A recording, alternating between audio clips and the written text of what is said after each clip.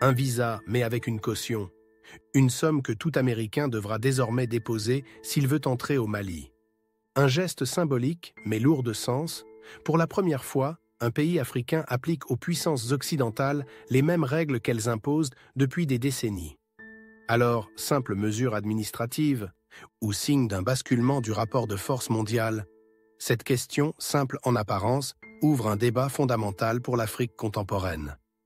Car derrière cette décision, c'est une idée plus vaste qui émerge, celle d'un continent qui n'accepte plus d'être traité comme un espace d'exception.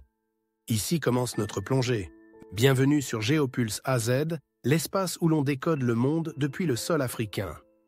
Aujourd'hui, nous allons parler d'un geste qui paraît anodin, mais qui raconte beaucoup.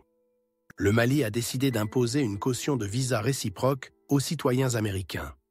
Derrière cette annonce se joue une bataille invisible, celle du respect diplomatique, de la souveraineté et du nouvel équilibre des puissances mondiales. Dans cette analyse, 3 étapes. D'abord, comprendre le problème, comment cette décision s'inscrit dans une longue histoire d'asymétrie. Ensuite, décrypter les enjeux entre fierté nationale, rapport nord-sud et réalignement géopolitique. Et enfin, explorer les scénarios possibles, les chemins que cette mesure pourrait ouvrir pour le Mali et pour l'Afrique. Mais avant tout, il faut replacer cette décision dans son contexte. Comprendre d'où elle vient, pourquoi elle arrive maintenant et ce qu'elle dit d'un monde en mutation. C'est au mois d'octobre 2025 que le ministère malien des Affaires étrangères publie un communiqué officiel. Désormais, tout ressortissant des États-Unis souhaitant un visa pour le Mali devra verser une caution équivalente à celle exigée des Maliens par Washington.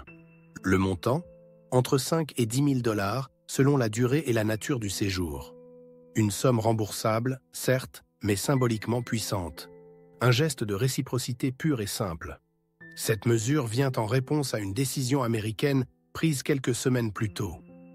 Dans le cadre d'un programme pilote de Visa Bond, le département d'État américain avait décidé d'imposer des cautions financières aux demandeurs de visa issus de certains pays africains, dont le Mali. L'objectif officiel, décourager les dépassements de visa. L'effet réel, stigmatiser encore un peu plus les citoyens du Sud global. Le gouvernement malien a dénoncé cette décision, estimant qu'elle violait un accord bilatéral signé en 2005 sur la délivrance de visas à entrées multiples. Bamako a donc décidé de répondre coup pour coup, ce qui est une première dans l'histoire diplomatique récente du pays. Mais ce geste ne tombe pas du ciel. Il s'inscrit dans une trajectoire beaucoup plus large. Depuis 2021, le Mali s'est engagé dans une réorientation profonde de sa politique étrangère. Retrait progressif de certaines alliances militaires traditionnelles, diversification de ses partenariats vers la Russie, la Chine, la Turquie ou encore l'Iran. Dans ce contexte, la décision de réciprocité vis-à-vis des États-Unis n'est pas un incident, c'est une affirmation. Un message adressé au monde entier. Nous ne serons plus dans une position d'infériorité. Ce que fait aujourd'hui le Mali, c'est rétablir une forme de symétrie. Pendant des décennies, les citoyens africains ont dû se soumettre à des régimes de visas humiliants. Files d'attente interminables, documents intrusifs, entretiens dégradants, refus arbitraires. Pendant ce temps, les voyageurs occidentaux bénéficièrent d'un traitement rapide, presque sans contrainte. La mobilité était un privilège. L'asymétrie, une norme. Alors quand Bamako décide d'imposer les mêmes règles à Washington, ce n'est pas une provocation. C'est une mise à jour du principe de respect mutuel. D'ailleurs, à Bamako, la rue ne s'y trompe pas. Beaucoup de Maliens ont accueilli la nouvelle avec fierté. Enfin, disait un entrepreneur local, on ne veut pas punir l'Amérique. On veut juste être traités comme des égaux. À Washington, la réaction fut prévisible. Une décision regrettable, dommageable pour les relations bilatérales, selon le département d'État. Mais à Bamako, on parle de dignité, de cohérence. Et c'est là tout le sens de cette mesure, la diplomatie de réciprocité souveraine. Le Mali ne ferme pas ses portes. Il ouvre une ère où chaque pays assume les conséquences de sa propre politique. Si vous imposez des barrières, vous devez accepter d'en rencontrer. C'est là que l'on comprend. Cette mesure n'est pas un geste isolé, c'est un miroir. Un miroir que le Mali tend à l'Occident. Dans ce miroir se reflète la logique du privilège, celle de la méfiance institutionnalisée. Et pour la première fois, l'Afrique choisit de renvoyer cette image. Mais au-delà du symbole immédiat, se cachent des enjeux plus profonds. Pour comprendre ce que cette décision révèle vraiment, il faut plonger dans les 3 dimensions qu'elle touche: le symbole, la stratégie et le système. D'abord, le symbole. Ce geste est un acte d'affirmation. C'est la traduction concrète d'une idée simple. L'égalité n'est pas un slogan, c'est une pratique. Pendant longtemps, les États africains ont parlé d'égalité tout en subissant des relations inégales. Aujourd'hui, ils commencent à la matérialiser. C'est une manière de dire « nous aussi, nous fixons les règles ». Le symbole, c'est celui de la dignité retrouvée, du respect imposé non pas par les armes, mais par le droit. Ensuite, la stratégie. Ce geste s'inscrit dans une recomposition diplomatique régionale. Le Mali, le Burkina Faso et le Niger avancent désormais ensemble au sein de l'Alliance des États du Sahel. Tous 3 partagent une même ligne: souveraineté, sécurité, non-ingérence. Dans ce cadre, la mesure malienne n'est pas une fantaisie administrative. C'est un acte d'alignement sur une vision du monde où l'Afrique parle d'égal à égal. Et cette vision séduit de plus en plus de pays du Sud. Enfin, le système.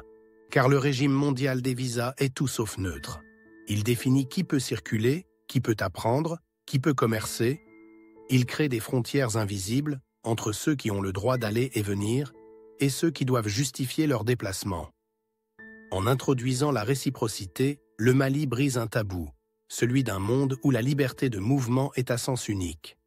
C'est une contestation du privilège structurel de mobilité réservé au Nord. Et ce geste pourrait bien faire école. Au Niger, au Burkina Faso, au Tchad, des voix s'élèvent déjà pour réclamer une révision des accords de mobilité avec les anciennes puissances coloniales. L'idée de réciprocité pourrait devenir un nouveau langage diplomatique africain. Mais cette audace comporte aussi des risques.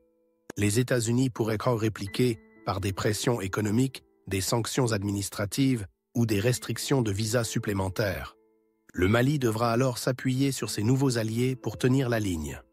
3 chemins s'ouvrent désormais devant Bamako.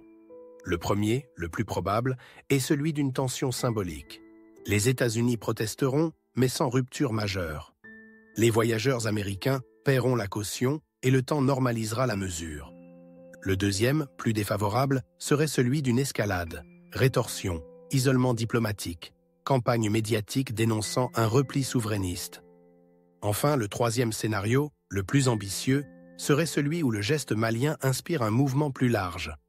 D'autres États exigeraient la même équité dans les procédures de visa, de commerce, d'aide, et un nouveau langage émergerait, celui du respect mutuel comme condition du partenariat. Dans ce cas, le Mali ne serait pas un cas isolé, mais le symbole d'une ère nouvelle.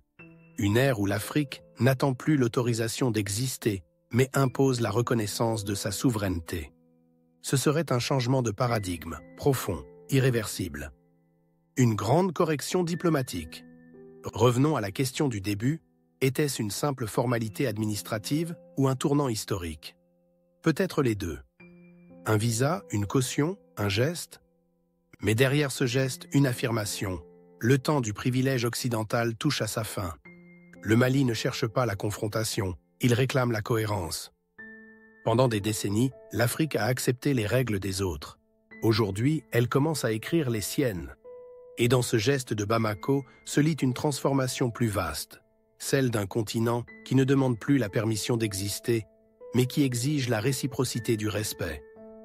Comme le disait un diplomate malien, l'égalité, ce n'est pas de parler d'égal à égal, c'est d'être traité comme tel. Et c'est peut-être là que commence la véritable souveraineté. Et toi, qu'en penses-tu? Est-ce que cette réciprocité diplomatique marque un tournant pour l'Afrique ou n'est-ce qu'un symbole sans lendemain? Dis-le en commentaire, partage cette réflexion autour de toi et abonne-toi à Géopulse AZ. Parce que comprendre le monde, c'est comprendre comment on nous le montre.